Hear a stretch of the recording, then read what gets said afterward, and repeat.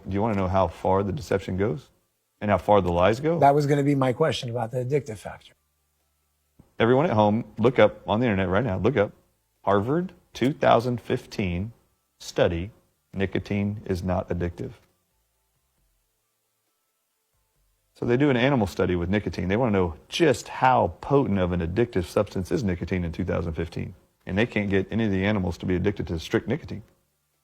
And then Harvard submits FOIA requests of the federal government to find out how did the tobacco giants make their products addictive if nicotine isn't the addictive substance? Because we've all been lied to.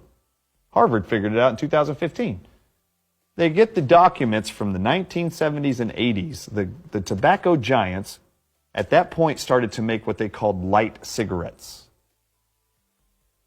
And they couldn't get anybody to rebuy them because they weren't addicted to them. They weren't addictive enough. So but they had nicotine in them. Yeah, they had nicotine in them. So what was the difference between those and other ones? Yeah, so they just reduced the amount of tobacco product in these cigarettes, however they did it. Maybe they made them smaller to make them lighter. Who knows? I didn't even get that far. I didn't even care because what was revealed was the magic. They hired chemists to come in and actually tell them, how do we make our tobacco products addictive? Because people aren't buying it. This is in the 70s. And chemists go, well, it'll be easy. If you just add a chemical called pyrazines to the nicotine and to the tobacco plant, everybody will be addicted to it. How do you spell that? Pyrazines.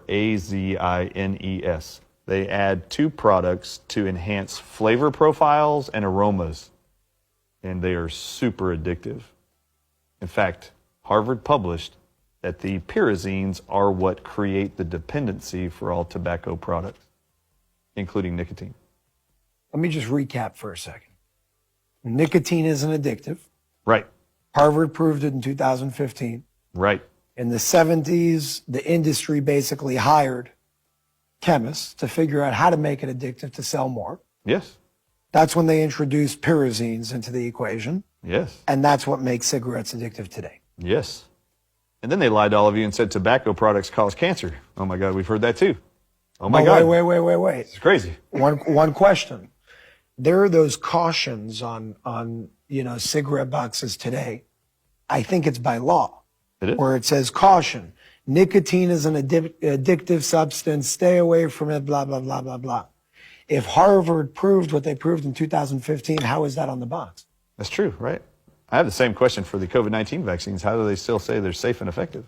Fair enough. We live in a messed up world. I got it. So I guess you're just free to label whatever you want, I guess, and lie to everybody in the whole world. I guess people just get away with that crap. I have no idea how they do this. All right, so they told you also that tobacco and nicotine are also carcinogens that cause cancer, lung cancer. Did you know that right now on the FDA's website, they list that they have approved 600 chemicals to be added to tobacco cigarettes and tobacco snuff that are synthetically man-manufactured chemicals? 600. Actually, they laced it with arsenic. Do you know that arsenic is a cancer-causing chemical? And do you know they started adding sugar into the tobacco product inside the cigarettes? And when you burn sugar, and that sugar gets inside of your lungs where arsenic is, do you know that sugar is an immune suppressant and allows cancer to thrive? So you cannot trust the entire narrative you're hearing about tobacco. And this is going to get way worse than you think about just venom being in plasmids causing COVID and then these vaccines, because you're going to realize just how far they will go to lie to all of us, to make us sick, diseased. It's awful in the perspective of tobacco and nicotine.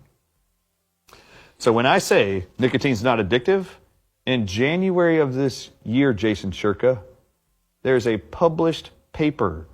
They collected people from around the world who had a myriad of what they compiled were 21 total long hauler COVID symptoms that people had to be having still for a year and a half after having COVID, unrelated to the vaccines.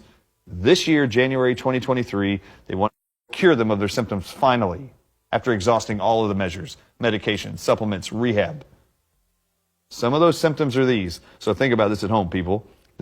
At all? Do they struggle with any cognitive impairment at all? Do they struggle with any motor deficit, which is the inability to take a deep breath? Are they challenged breathing-wise? Are you seeing people in your life walking upstairs and having to stand there to catch their breath still 2 years later after having a mild case of COVID. Do you know anybody who's struggling with tachycardia, arrhythmias, or palpitations, chest pains at all since having COVID? Do you know anybody that you love at home?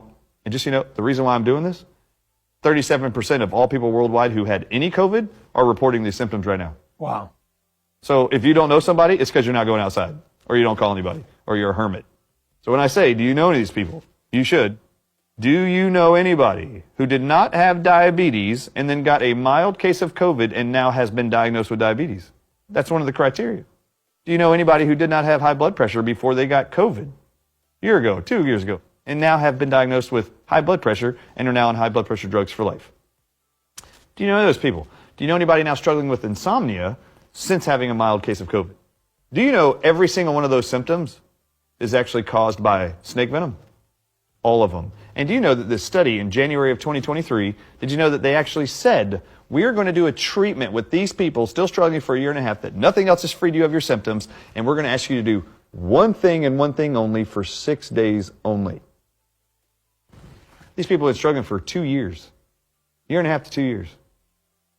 They only asked them to do one thing for 6 days. And Jason, 100% of all their symptoms went away. And what was that one thing? A 7 milligram nicotine patch. Every day. Once a day. They asked them every morning to put on a patch of 7 milligrams, nicotine patch. World, they only sell 3 types. 7 milligrams, 14 milligrams, and 21 milligrams. They asked them to take the smallest patch size and wear one either on their arm or leg, wherever they didn't care, put it on your body. Every morning, put on a new one for 6 days only. 100% of all their symptoms went away. That was this year. Oh my God, the French researchers in April of 2020 begged governments around the world to use nicotine patches, nicotine gum, to rid the world of the pandemic. And they all turned their back and then lied to all of you and then said, don't trust any nicotine-containing tobacco product instead. Okay, people. Let's bring us forward. You ready? Oh, in the paper, they described why they hypothesized this was going to work, and they quoted 2 studies. And they said, because the spike protein gene of COVID is from king cobra venom and from crate snake venom. And they target nicotine receptors. And we hypothesize nicotine because it has a binding affinity 30 times more than acetylcholine and venom. It would release the venoms and the symptoms would come back on. Now, I want to explain